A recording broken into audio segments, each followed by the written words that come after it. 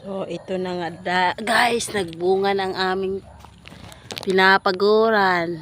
Ayan. Mga tanim gulay.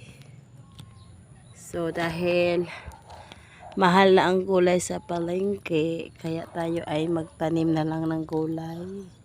Dahil mas maganda talaga pag sariwa yung ginugulay mo. So, ayan. Super taba niya. Inalagaan po namin to. Pinidiligan namin siya sa araw at sa hapon. Yes. So, sari-saring gulay ang kinatanim namin dito. Yung okra. Talbos. So, yan. May ampalaya. Kapag may itinanim, mayroon kang aanihin. So, ayan. Sobrang tuwa ko dahil yung nagtanim-tanim lang ako noon, nagbunga din. So, dahil sinipag ako, ayan, dumami na siya. Ayan. Taba ng ano guys. Sus. Ayan. Tapos itong kamatis, malapit na siya magbunga. So, malapit na siya. So, ito naman yung, hindi ko alam kung sili ba itong tinanim ko. Basta sili siguro ito guys. So, yun. Ayan. Marami ito siya eh. Dito mayroon ako nilagay. Kasi parang hindi ko alam kung nabuhay ba. Marami kasi siyang mga damong nabubuhay din. O maliliit pa. Super taba.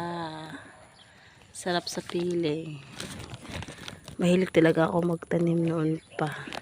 So, dahil may space ang lote dito, kaya nagtanim na lang din kami.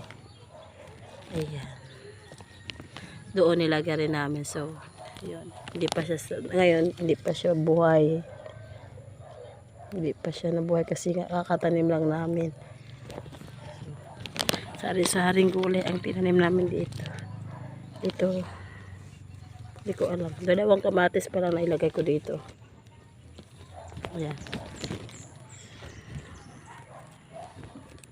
Binubunutan ko siya ng mga damo maliliit kasi pag hindi mo to siya alagaan, lalaking lalaki yung mga damo na maliliit. So ito kamatis, ito may sibuyas. Diba? Pag masipag ka talaga magtanim, hantay ka na ilang mga buwan, kakaani ka na, makakakulay ka na. Sarap pa yung magkulay, pag sariwa talaga. Dito ko. Hindi siya lumaki dahil lagi siya naapak-apakan. Dito may tinanim ako eh. Pero hindi siya nabuhay, hindi ko alam. Bakit kaya? Yan pala yan. Ang dami kasi damo eh. O yan. Ang dami na buhay. So gumapang na yung mga talbos ko. Sige, gapang lang kayo. Diba? Super blessed. Yung bagong taon. Tapos may aanihin ka na. Nakakatuwa guys. So ganito. Sarap magtanim lalo pag may space ang lote.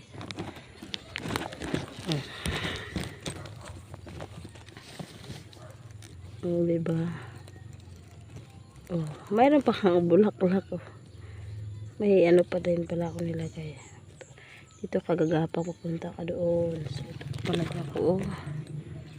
Hindi na nakita. Natakpan na siya sa saan bang punta mo? Dapat doon. Dapat dito sa labas. Dapat ika dito. You know, talbos ko. Ito pala. Natakpan na siya.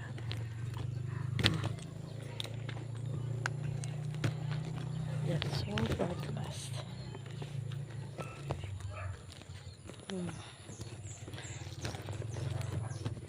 So, meron din akong sikwa.